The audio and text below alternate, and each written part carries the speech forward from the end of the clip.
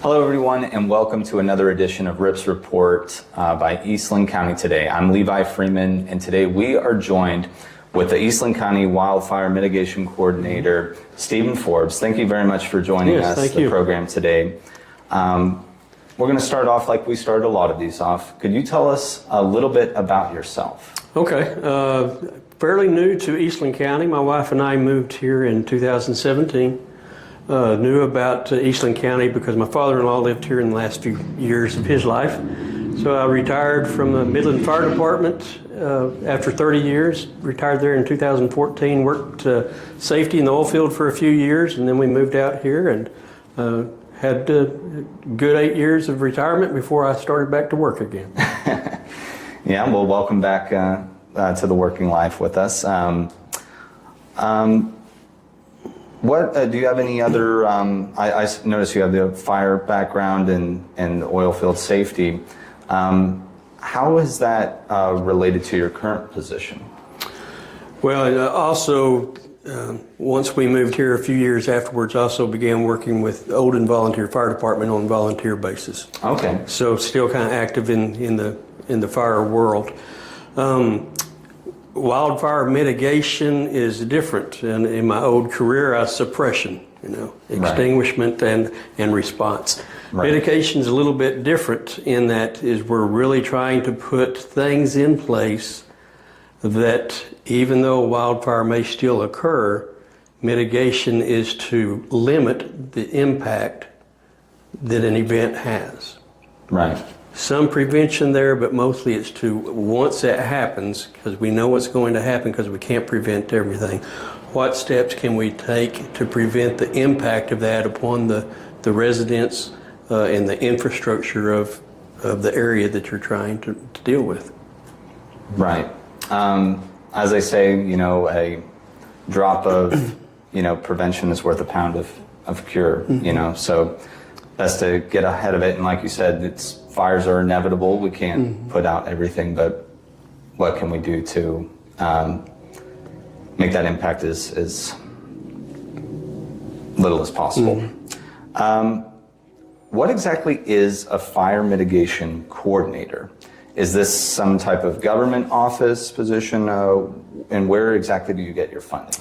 The county is getting this funding through a grant from the United States Department of Agriculture, so the Federal Forest Service, but it's being administered through the Texas Forest Service. So the USDA made the money available to Texas Forest Service, and then the county applied for the grant, so we actually will get the funds. Reimbursement, county has to put the money out first, and then we turn that in and it gets reimbursed from the Texas Forest Service. Okay. Yeah, I know that was a big question people were interested in. And how does one become the wildfire mitigation coordinator here in Eastland County? What experience do you have specifically in fire mitigation, and have you worked any other noteworthy wildfires in the past? This is the mitigation side of it is new to me. Okay. Because my 30 years in Midland were suppression and response, even with Olden, response and suppression. My last 8 years in Midland, I was administrative in the training department, and so had a lot of coordinating of people to get different projects done that I wasn't physically putting my hands on those projects on a daily basis. Okay. So the coordinating. My familiarity with Judge Holm over the years that we've been here in Midland, then they got this grant. He reached out to see if I was interested in that. Okay. So that's how that came about. Understood. We noticed that your office just hired a new team. Let's learn a little bit about that team. What were some of the qualifications and requirements you were looking for when you were building your new fire mitigation team, and what are their top tasks and objectives, and is this team going to be here long-term, short-term? What's the time horizon? Very good. So the grant itself stipulates most of what we do and how we do it. Okay. Based on our application that the county turned in. back in October, November is when it first got accepted. So the first two positions, the coordinator had to be hired first. That's stipulated by the grant that you have to have that position. Then the two, as soon as I got on board, then we hired two what we call specialists. From there, the plan specified that then we would have two actual workers, people, boots on the ground per precinct. So with the 4 precincts in Eastland County, that was 8 positions there. Two specialists and then the coordinator. Okay. So those positions were stipulated in the grant. We have some flexibility there, but not a whole lot. Okay. Yeah. So I'll start with the specialist positions. Qualifications, this is kind of confusing. A lot of people say, well, think that my fire suppression past is very, very vital. It's not so much, okay, because there again, we're mitigating. Right. So it's more of a being able to get a team to go in a direction and to stay in compliance. And that's probably the biggest part of my position, is making sure that the rest of the system, the rest of the project stays in compliance, yes, for that funding.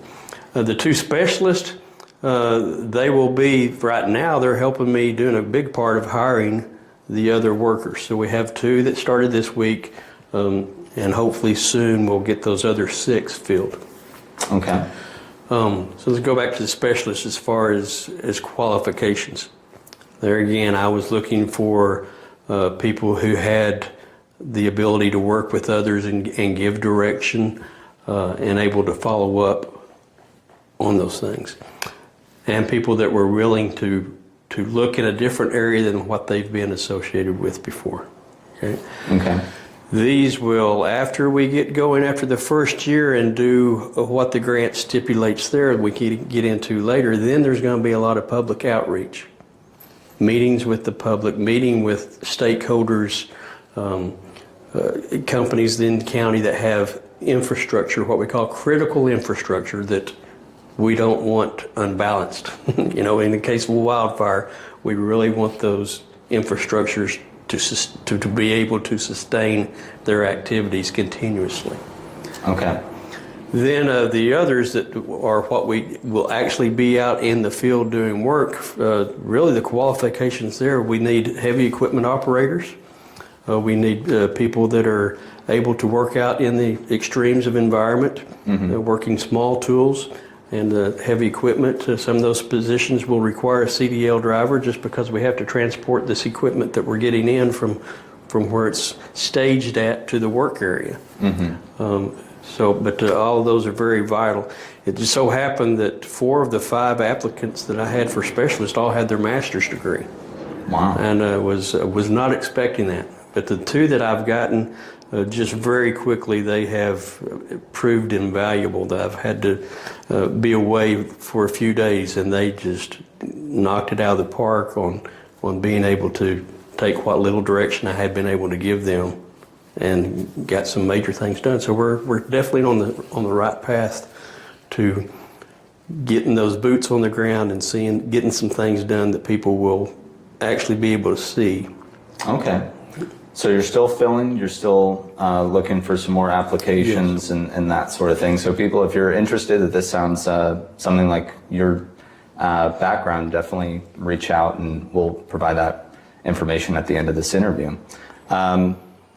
Is there anything the general public needs to be aware of in relation to your position and services? Like, what is coming up that might impact the community in relation to your team's fire prevention activities?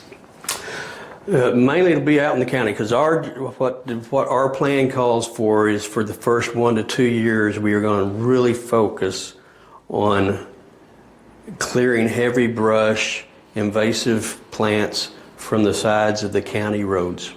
Okay. So that's 710 miles in the county. Wow. Yeah. Over 3,000 acres of just from fence line to fence line on those county roads.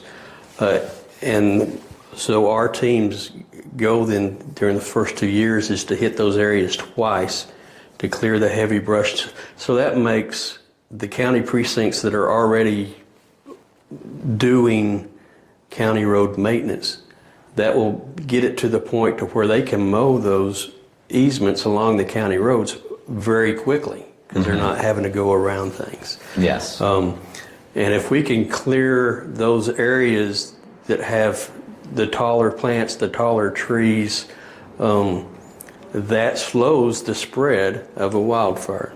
So a wildfire that has begun in spot A and is spread, if we can keep that mowed down in the high brush, we have less flying embers. Do we have no flying embers? No, but we have less.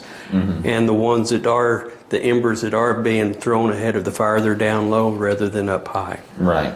Much easier for the firefighters on the ground to then put out those spot fires. A lot safer, a lot easier. Right. So that's our first goal, is to clear those. Now, what the public is going to see, so they'll see that. So there may be some impacts on some county roads, heavy equipment that they may have to go around. Yeah. More so than what they are now. Okay. They're going to see some very nice equipment, because all the equipment that the grant allowed us to purchase and they're reimbursed us for is new, nice equipment. So they'll see things with county stickers on them, thinking, what in the world is my county doing buying this, you know? Right, right. And it's all reimbursable through that grant. Okay, right. So yeah, easy. I've been, driving county roads on the way, and you just easily go around it, in the most part. So usually I'm more concerned about getting stuck behind a slow tractor or something, Yes. So not much of an impact to people's daily commutes and stuff like that. What are some of the biggest wildfire risks in this area, and how do you plan on helping reducing them? Well, and it's the risks are still going to be there. You look at the predominant cause of fires during these times of the year that we're having are power lines up in the air, right? So how do you mitigate that? Or how do you prevent it? Well, you cut off the power. So that's it's not what the public wants, and not so. It's but once it starts, there again, how do we help prevent ahead of time the likelihood of rapid spread, and more so if the spread is through properties that don't have a big impact on the community when that fire goes through that area. To the general public, not much big deal. Now to that one property owner, yes, especially if it gets livestock. But so we really want to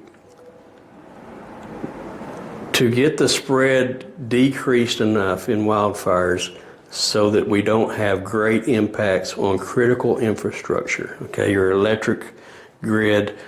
So if we can, as in carbon.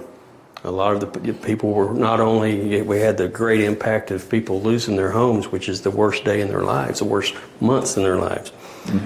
Also put that with the people that the homes did survive without electricity for a long time. How does that affect people who need medical appliances in their homes, things of that sort? So a big part of the critical infrastructure is not just the churches and the schools and the government buildings and the water plants. It's my individual home too. Right. And when you put those together, so if we can prevent that spread, or not prevent, and there again's the wrong word, is manage that spread. Manage it, yeah. Wildfire's going to spread, as we've seen in California, and more recently in Stillwater, Oklahoma. And there's those storms that occurred in both of those incidences, such high winds, you're really, really limited. And but if we can keep these low wind or moderate wind conditions from spreading as fast, and but after this first phase of clearing those 710 miles, then that's where the specialists come in even more. Now they're not having to supervise those crews as much. Then their objective is going to be getting out into the public with community outreach, going and checking on certain parcels, investigating, seeing what needs to be done around those critical infrastructures, and public education, a lot of that on, what can I do around my house, the exterior of my house, to prevent it, Some very easy things. You got wood chip mulch around your house, the perimeter of your house. Looks pretty, great. get it out. Not a good thing. And so fire-wise communities is kind of what the one of the programs that addresses things of that sort. A lot of it's common sense, but a lot of common sense things we don't think of until it's too late. So we'll be greatly involved in that community education there. Yeah, absolutely. I'll admit I've put put that down on my dad's house before, that mulching, pretty red mulch. And, now I think about it, it's just straight kindling around, luckily a brick house, but, well, that's there things again, to think about. It even blows my mind. It really does to see these news events, California and Stillwater, nice brick homes. Right. Even nice, huge brick homes, which you would think are non-combustible, and they have a large yard with green shrubbery around them, and no neighbors right next door to each other. Still wipes them out. Right. I guess are there any other common misconceptions in relation to wildfire mitigation? Things people think, oh, that's safe, but maybe not so great of an idea. Well, I tell them myself, a lot of them, the railroad ties as flower bed bordering. It's nice and easy, pretty inexpensive to do it. Done it at my house myself. I tried to keep it as far away from the house as possible. Those, a lack of, there's one area of my house, that's where the dog stays. That's his run, that's his area, and that's where I store my lawnmower and other things that are combustible items up against a combustible house, or they're very close. Leaves, and many times, and I've been a part of this at a place I have down at Ballinger. We had a wildfire go down there, and I was notified. So I went down, get a water hose, and I wet down as much as I can. 10 minutes later, it's as dry as it was. With low humidity, high winds, high heat, drought-like conditions. Leaves, and it's a problem that I have here in Eastland County that I didn't have so much in Midland, is the leaves that accumulate around my house. And those, and not everybody can get out and take care of their leaves. It takes money now to hire somebody to come and do it. And the leaves in the rain gutters, that's a big thing. If you can get those out, to keep those during that fall season, to keep those clean, it's a good prevention method also. Yeah, I wouldn't have thought about that. I wasn't certainly not thinking about the gutters, but it all can matter in lowering the risk. So I know you talked more of these meetings and things will be coming here in a couple of years from now. Do you have any idea like how you might conduct those meetings, or just where you might do them, or what types of events you might put on to make the public more aware? Well, I'll certainly probably do some that are just initiated by us, produced by us, and backed by us, but we can also work with other organizations. The AgriLife, the Texas Forest Service comes and does things. Abilene area has a lot that we're going to reach out and try to bring here. Okay. But we can also go it alone. Just go out in the community and advertise about, and this, where to really impact them is talking with people. What can you do around your homes? Yes. Giving examples and areas of, okay, you can't do this. Here's are places you can reach out to that possibly could help you in those areas. Okay. So yes, you'll talk more at that time about, what people can do. Is there any last little tip you would like to give people at home that they could do today? I know while you're working on the county roads and things that might be able to help out on maybe their private property or business property, something like that. Yeah, the main thing is look at the areas within 5 feet of your structures. Okay. That's a nice, easy place to go. You're only talking about 5 feet, but if you can at least get that 5 feet around your structures that are combustible, and even though you have a brick house or a stucco house, you may feel like it's non-combustible. That's not true.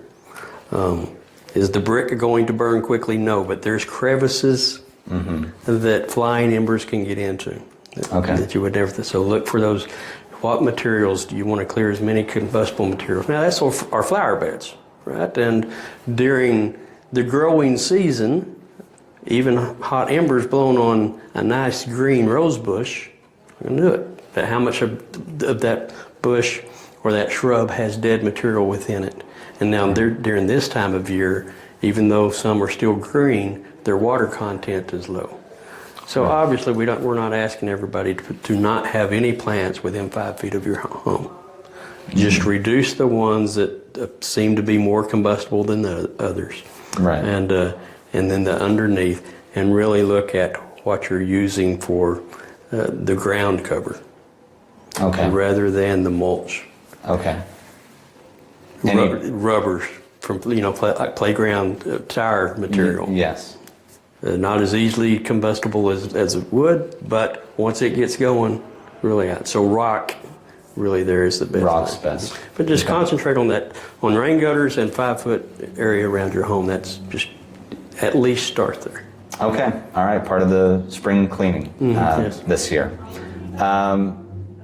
With the new administration, have you noticed any differences in your day-to-day operations, or did it impact anything so far? I know it's early. I started in February, so it was after that first, or right there at the middle, pretty close when the new administration came in. So no, I have not. Now we had that period of time to where all federal funding was paused there for a while. Right. And actually, I had not even started at that point, but I was communicating a lot with Judge Holem and involved some, but not officially on board. So there was a week there, 4 to 5 days. Is this not going to happen? Right. And but since then, no, we haven't. As my understanding is, the Texas Forest Service already has that money, so it's already, as far as the federal government, has already been dispersed. And now it's just to get it from them. As we spend it, we get reimbursed. So shouldn't have any effect there. Okay. Since this is the RIP report, we have a few fun questions inspired by old RIP, the horned toad. Who or what would you like to rip a new one? I have no idea. I'll say a good friend of mine, Carl. Like to rip him because he is such a huge RIP fan that it's kind of creepy. a little too into the lore of old RIP. Well, he'll know who I'm talking about. Okay, whoever you are, Carl. Hope you're listening and keep an eye out for this one over here.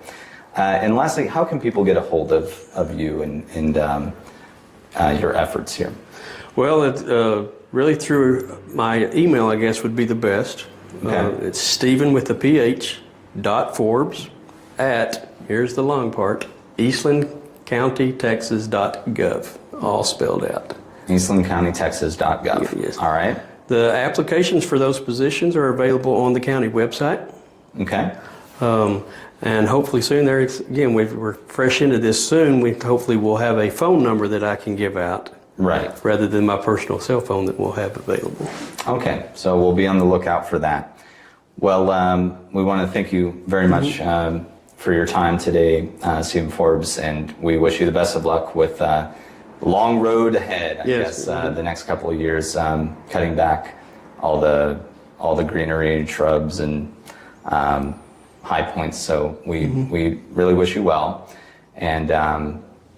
Everybody at home, thank you so much for tuning in. This has been another edition of RIP's Report by Eastland County Today. I'm your host, Levi Freeman. Feel free to like and subscribe and leave a comment with who you would like to see us interview next. Until next time, stay ripped out there.